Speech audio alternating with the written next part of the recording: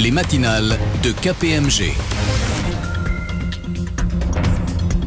Bonjour à toutes et à tous, bienvenue sur les ondes de Radio KPMG dans cette édition spéciale des matinales consacrée à l'arrêté semestriel du 30 juin 2023. Le contexte de cet arrêté s'annonce une nouvelle fois compliqué. Après la pandémie de Covid-19, dont les répercussions peuvent encore être ressenties par certaines entreprises, le contexte géopolitique troublé depuis la guerre en Ukraine continue d'impacter fortement l'environnement économique. Nous avions évoqué sur ces ondes en octobre dernier les risques opérationnels et financiers auxquels les entreprises pouvaient être exposées dans ce contexte, comme l'inflation, comme l'augmentation des taux d'intérêt ou encore la difficulté à trouver la main-d'œuvre appropriée.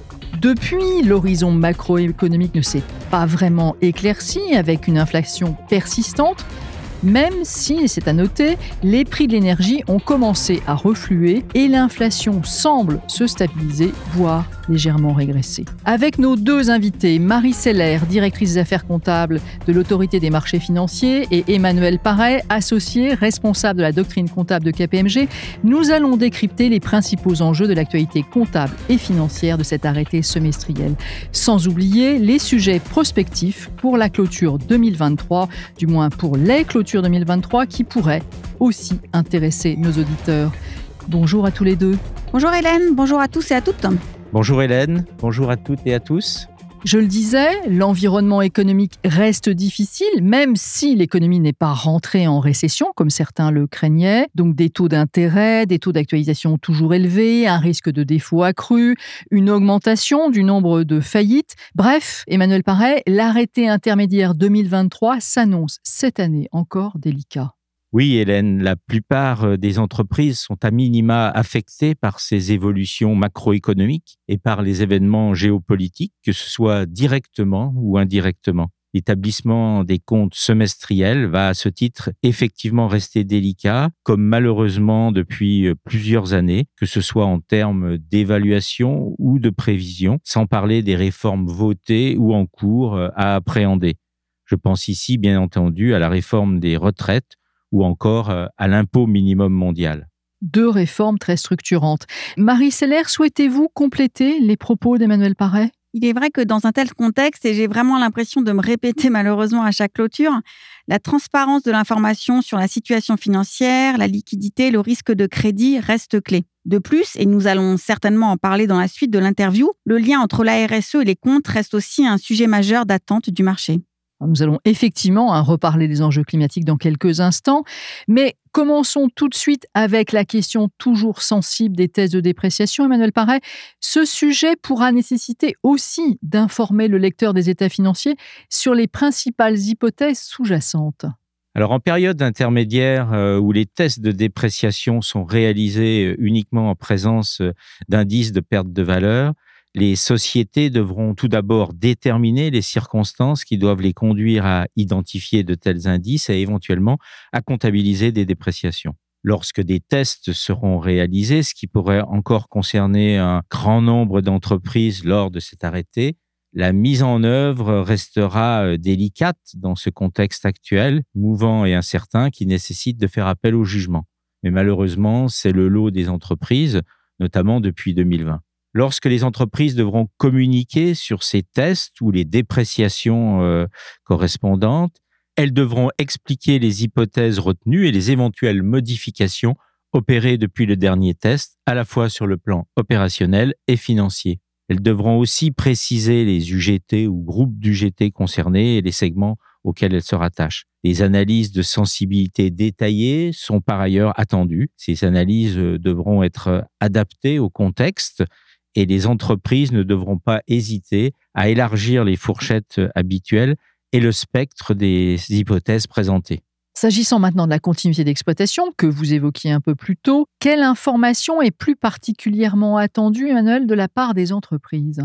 Pour les groupes dont la situation est tendue et a nécessité des analyses poussées, il est particulièrement important que des informations figurent en annexe à ce sujet pour éclairer le lecteur des comptes sur leur situation financière et leur liquidité. À ce titre, comme nous avons déjà eu l'occasion de l'évoquer sur ces ondes, devront notamment être communiquées des informations précises sur le niveau de trésorerie, des échéanciers d'endettement plus fins, les ressources mobilisables par l'entité ou encore le respect des principaux covenants bancaires. Et du côté du régulateur, Marie Seller, quelles recommandations auriez-vous en matière de continuité d'exploitation et de liquidité ? C'est un sujet, Hélène, que nous avons malheureusement rencontré plus fréquemment au cours des derniers mois, avec entre autres les remboursements des PGE. Les sociétés concernées étaient souvent plutôt des biotech ou des startups, mais pas uniquement. Je ne peux que souligner ce que vient de dire Emmanuel. Les informations détaillées en annexe sont importantes et doivent être le plus spécifiques et le plus récentes possible.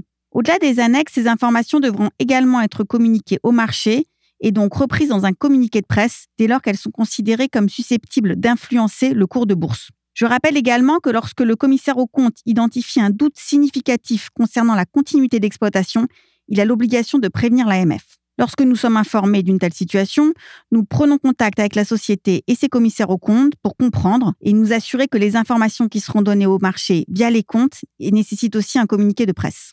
Alors, bien noté pour les commissaires aux comptes. Et au-delà de ce que nous venons d'évoquer, le contexte, Emmanuel, requiert aussi d'être vigilant quant à la recouvrabilité des impôts différés actifs. En effet, si les prévisions sont revues à la baisse, il faut que les tax planning soient également ajustés, ce qui peut conduire à limiter le montant d'IDA reconnu jusqu'ici. Enfin, le contexte actuel est aussi marqué par le retour des faillites bancaires aux États-Unis, notamment en Suisse aussi. Quelles conséquences ces faillites peuvent-elles avoir pour les sociétés industrielles et commerciales ?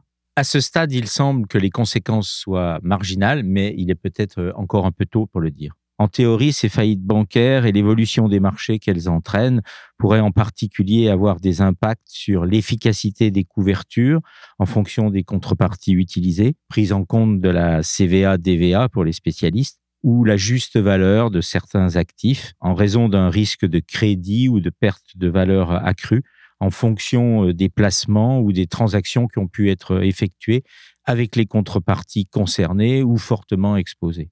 Nous en avons terminé avec le contexte. Faisons maintenant le point sur le référentiel IFRS qui est applicable au 30 juin 2023. Voyez-vous des évolutions significatives à prendre en compte pour cet arrêté ? Oui, l'entrée en vigueur d'IFRS 17 est sans aucun doute le bouleversement majeur pour les entreprises du secteur de l'assurance dont les informations de transition seront particulièrement scrutées dans ce contexte. Certaines entreprises industrielles et commerciales pourraient être aussi concernées lorsqu'elles émettent des contrats d'assurance ou d'assistance ou encore lorsqu'elles disposent de captives de réassurance. Mais la norme prévoit des exemptions et il convient donc d'abord de réaliser un diagnostic pour s'assurer de l'existence ou non d'impact IFRS 17.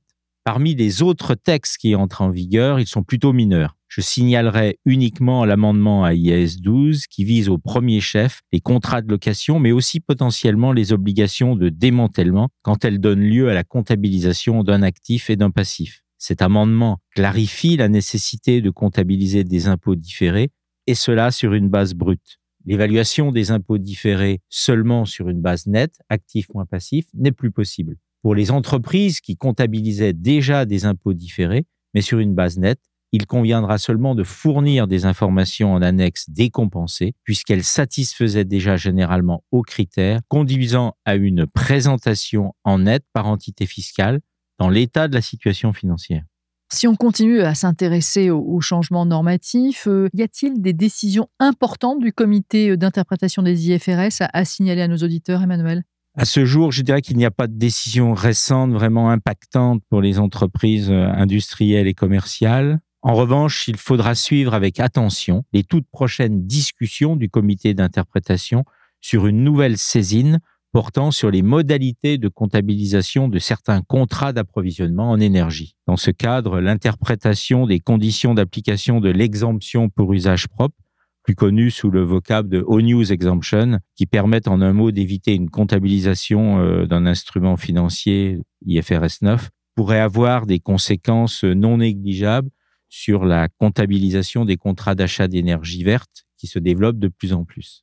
Un sujet donc à suivre au cours des prochains mois. Venons-en maintenant aux autres points d'attention pour les comptes semestriels 2023 et commençons par la fiscalité. À quoi les entreprises doivent-elles veiller dans ce domaine lors de l'arrêté intermédiaire ?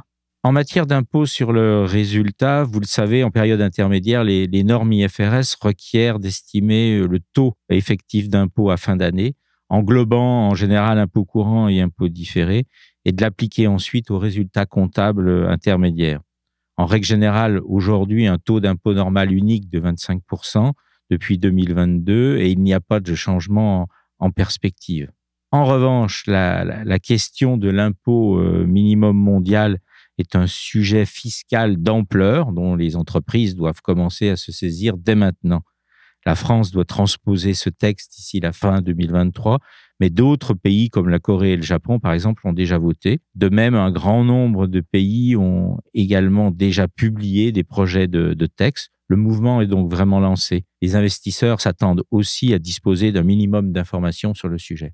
Et à cet égard, nous vous invitons à écouter ou à réécouter la matinale du 5 mai dernier dans laquelle nos expertes, je dirais même, de KPMG Avocats ont apporté leurs éclairages sur cette réforme. Nous avons évoqué lors de cette matinale de mai le fait que l'IASB, le normalisateur comptable international, s'est saisi du sujet dès début 2023. Où en est-il aujourd'hui, Emmanuel, ce normalisateur ? Alors tout d'abord, je rappellerai que l'impôt complémentaire ou top-up tax susceptible d'être dû au titre de cet impôt minimum mondial s'analyse comme un impôt sur le résultat au sens d'IAS 12. Toutefois, la comptabilisation des impôts différés liés à ce potentiel impôt supplémentaire soulève de nombreuses questions. Dans ce contexte, l'IASB a proposé des amendements à IAS 12 qui prévoient une exception temporaire à la comptabilisation des impôts différés, avec en contrepartie des informations complémentaires à fournir en annexe. Ces amendements viennent tout juste d'être publiés par l'IASB, mais ils doivent encore être adoptés par l'Union européenne pour être applicables. On peut dire qu'on est donc dans un entre-deux avec des pays qui ont déjà promulgué les règles du pilier 2, entraînant potentiellement des conséquences au-delà de leurs frontières, et d'un autre côté, l'attente de l'adoption de cet amendement, en particulier en Europe. Malgré cela, les entreprises peuvent-elles, et c'est une question qui est importante pour elles, je pense pour les émetteurs, peuvent-elles tenir compte de cet amendement dès maintenant ? Et là, je m'adresse à vous, Marie Seller. Il s'agit, Hélène, d'une question que nous nous sommes posée entre régulateurs européens. La réponse est oui. Les sociétés peuvent ne pas comptabiliser d'impôts différés sur ce sujet dès le 30 juin. Au-delà de cette question, nous conseillons aux sociétés d'indiquer l'avancement de leurs travaux sur ce sujet et si des éléments quantitatifs sont déjà connus, les communiquer, car il est probable que des questions spécifiques soient posées à ce propos par certains investisseurs. À l'inverse, si une société peut déterminer qu'elle n'aura pas d'impact significatif, il peut également être utile de l'indiquer dès maintenant. Du reste, l'amendement requiert que des informations en annexe soient communiquées dans les comptes annuels et donc en général pour le 31-12. Mais en tant que régulateur, il nous semble pertinent qu'une communication soit fournie dès le 30 juin lorsque cela sera possible. Emmanuel, avez-vous quelque chose à ajouter sur ce sujet ? Alors, au plan technique, KPMG considère que malgré l'absence d'approbation de cet amendement, il est possible de définir une politique comptable conduisant à ne pas comptabiliser d'impôts différés liés à la top-up tax. Pour cela, nous nous appuyons sur la hiérarchie des sources figurant dans IAS 8 et l'analyse qui est notamment faite de ce type de taxe dans le référentiel US GAAP, l'assimilant à une alternative minimum tax qui ne donne pas lieu à la comptabilisation d'impôts différés. C'est bien noté, c'est un point important. Autre point de vigilance de cet arrêté, le sujet des retraites qui comporte deux aspects, le taux d'actualisation d'un côté et la réforme que la France a adoptée au printemps dernier. Alors commençons par peut-être le sujet le plus facile, par les taux d'actualisation. Qu'en est-il, Emmanuel, pour cet arrêté semestriel ? À fin mai, les principaux indices de référence sont en très légère baisse par rapport à la clôture 2022, mais bien sûr, en fonction de leur évolution d'ici la fin juin, car les taux bougent assez vite, les entreprises qui ont des passifs sociaux significatifs seraient susceptibles de revoir leur taux d'actualisation ainsi que leurs hypothèses actuarielles. Il est donc important de suivre l'évolution des taux jusqu'au 30 juin et de disposer des moyens techniques permettant, le cas échéant, d'ajuster le passif en cas de variation significative. Évoquons maintenant l'aspect peut-être le plus compliqué, la réforme des retraites telle qu'elle a été publiée au journal officiel le 15 avril dernier. Les dispositions les plus emblématiques entreront en vigueur au 1er septembre prochain, mais ces effets pourraient devoir être pris en compte dès l'arrêté semestriel du 30 juin. A-t-on déjà une idée de l'ampleur sur les engagements de retraite de cette réforme ? Il est toujours difficile de quantifier les impacts d'une telle réforme compte tenu de la diversité des situations des entreprises, mais je peux tout de même donner quelques tendances avec le risque de me tromper pour certains cas particuliers, bien sûr. À cet égard, il convient de distinguer les indemnités de fin de carrière pour lesquelles les impacts devraient être a priori plutôt limités, voire parfois légèrement positifs, de ceux des autres régimes comme les plans de pré-retraite traités comme des plans post-emploi, par exemple, dont l'impact devrait être sensiblement plus significatif et conduire à une hausse des engagements. Dans tous les cas, il est impératif que les entreprises entament au plus vite leurs travaux avec leurs actuaires pour identifier l'ampleur des impacts potentiels et se fassent ainsi une idée aussi précise que possible du montant à comptabiliser. Alors, soyons clairs et précis pour nos auditeurs. Emmanuel, cette réforme devra-t-elle être comptabilisée comme un changement de régime ou un changement d'estimation ? Les changements induits par la réforme des retraites et notamment le recul de l'âge légal du départ à la retraite sont analysés a priori comme un changement d'accord qui modifie l'avantage accordé aux salariés et constitue en IFRS un changement de régime. Son impact serait donc comptabilisé en tant que coût des services passés immédiatement en résultat et non comme un écart actuariel. En résumé, il faut recalculer au cas par cas les engagements en date de modification et l'écart doit être comptabilisé en résultat dès la clôture qui suit la publication de la loi sans attendre a priori la publication de tous les décrets, donc bien souvent dès la clôture au 30 juin. Alors, sachant que 2 décrets sont déjà parus ces derniers jours. À ce propos, toujours à propos de la réforme des retraites, Marie, est-ce que l'AMF a des attentes particulières ? Oui, car même si nous sommes dans des comptes semestriels, il nous semble qu'il est important que les annexes donnent une information détaillée et chiffrée sur ce sujet en désagrégeant les différents effets. Si certaines questions sont encore en attente de clarification, les sociétés pourront bien sûr d'ores et déjà indiquer les hypothèses qu'elles ont retenues, si cela est significatif. Poursuivons cet entretien avec les enjeux climatiques. Alors, même si du point de vue purement comptable, il n'y a pas d'évolution normative, il existe une demande de plus en plus forte de la part des investisseurs pour mieux comprendre l'impact des enjeux climatiques dans les états financiers. Alors, vous en aviez parlé sur ces ondes l'an passé, Emmanuel, mais il est utile de repréciser les thèmes sur lesquels les entreprises doivent être cette année encore particulièrement vigilantes. Les enjeux varient bien entendu selon les secteurs et les engagements pris par les groupes en matière de climat. Le premier point de vigilance récurrent est celui de l'existence d'indices de perte de valeur liés à des enjeux climatiques et la réalisation de tests de valeur de façon appropriée. Sur ce plan, l'enjeu principal réside dans le choix des hypothèses ad hoc et la prise en compte des incertitudes via soit des évaluations multiscénarios ou bien, le cas échéant, un ajustement des taux d'actualisation. Cela peut également se traduire en impact comptable, dépréciation ou amortissement accéléré pour les actifs dont l'utilisation n'est plus souhaitée, revue des durées d'amortissement, nouveaux passifs ou passifs éventuels liés à des coûts de remise en état ou de dépollution, déménagement ou reconstruction, nouveaux engagements pris. On peut aussi citer tous les dispositifs existants ou envisagés visant à réduire les émissions polluantes ou faire des économies. On pense notamment à la mise en place de fonds carbone, aux nouvelles générations de certificats verts, pour ne donner que quelques exemples. C'est bien noté. Marie, à la même époque, nous vous avions interviewé aussi pour l'arrêté semestriel du 30 juin 2022. Vous vous attendiez à ce moment-là à ce que les entreprises progressent dans la prise en compte des enjeux climatiques dans les états financiers. Et ce thème faisait partie aussi de vos recommandations pour la clôture 2022. Aujourd'hui, 1 an après, où en sommes-nous ? Il y a chaque année un enrichissement des états financiers et les sociétés sont dans l'ensemble de plus en plus spécifiques et l'on s'en félicite bien entendu. Il s'agit d'un sujet qu'on regarde dans nos revues, tant sur l'information donnée dans les états financiers que sur le sujet de la cohérence et de l'équilibre entre la DPEF, les facteurs de risque et les comptes.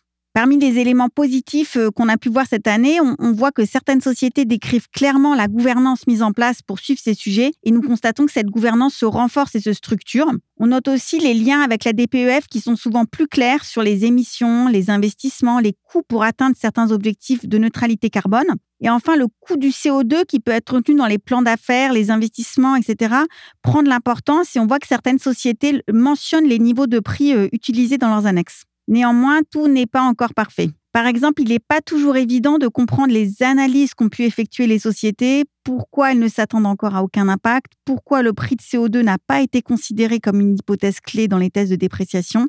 Enfin, à ce stade en Europe, dans l'ensemble, nous n'avons pas identifié de dépréciation ou provisions significatives, ni de changements plus structurants sur le suivi de la société, comme par exemple de nouvelles informations sectorielles ou des désagrégations complémentaires du chiffre d'affaires. Donc, en vous écoutant, on comprend que les états financiers continuent de s'enrichir, de s'améliorer, mais il y a encore des marges de progression. Les entreprises doivent continuer leurs travaux pour détailler davantage en annexe leurs explications à ce propos, notamment, et là je me projette un peu dans la clôture annuelle. Exactement. Il s'agit d'un sujet vraiment important. Le dernier extrait de cas pratique publié en mai par l'ESMA comprend 2 exemples sur les risques environnementaux, l'un sur les tests de dépréciation et l'autre sur les durées de vie des navires pétroliers. Et ces 2 exemples illustrent vraiment les attentes des régulateurs en termes de cohérence avec les informations sur la durabilité. Ce qu'on voit, c'est que même si des risques sont identifiés ou des engagements structurants pris, un lecteur s'attend vraiment à retrouver dans les comptes l'analyse sur leur prise en compte dans la préparation des états financiers et donc des informations détaillées. Au-delà de ces 2 exemples, l'ESMA, avec tous les régulateurs européens et donc l'AMF, travaille actuellement à la publication d'exemples de pratiques qui seraient issus des comptes 2022 sur ce sujet finalement de connectivité et de prise en compte de ces changements climatiques dans les états financiers. L'objet avec ce rapport qui sera publié normalement à l'automne est d'aider les sociétés dans leurs réflexions. Cette question fera peut-être aussi l'objet de recommandations de fin d'année, même s'il est encore un peu tôt pour le dire. Fin d'année, on va justement continuer à se projeter vers la clôture 2023. Marie, au-delà des enjeux climatiques, quels seront vos sujets de préoccupation majeurs en tant que régulateur ? Là aussi, il est encore un peu tôt, mais d'un point de vue normatif, il y aura des informations complémentaires sur les opérations d'affacturage inversé à donner en 2024. Pour les sociétés fortement impactées, il pourrait être utile de les anticiper. De même, l'entrée en vigueur de la norme sur les contrats d'assurance impactera forcément le secteur financier. La réforme pilier 2 et la réforme des retraites que nous venons d'évoquer ce matin sont forcément dans notre radar. De manière plus globale, les conditions macroéconomiques avec l'inflation, les faillites bancaires récentes sont des sujets que nous suivrons de près également, bien entendu. Marie Seller, Emmanuel Paré, un grand merci à tous les deux pour vos éclairages sur cette actualité comptable. Comme toujours, une actualité riche dont les entreprises devront se saisir pour leur clôture intermédiaire. Et au-delà de cet arrêté semestriel, sur la feuille de route des directions financières, vous l'avez noté, on trouve les enjeux climatiques qui continuent de prendre de l'ampleur. Nos experts sont bien entendu à votre disposition et vous pouvez aussi consulter nos nombreuses publications, notamment l'édition 2023 de nos modèles d'état financier intermédiaires, une édition disponible sur kpmg.fr. Cette édition spéciale des matinales se termine. C'est avec grand plaisir que nous vous retrouverons sur les ondes de Radio KPMG le 4 juillet prochain pour une nouvelle matinale. À bientôt donc. Les matinales de KPMG.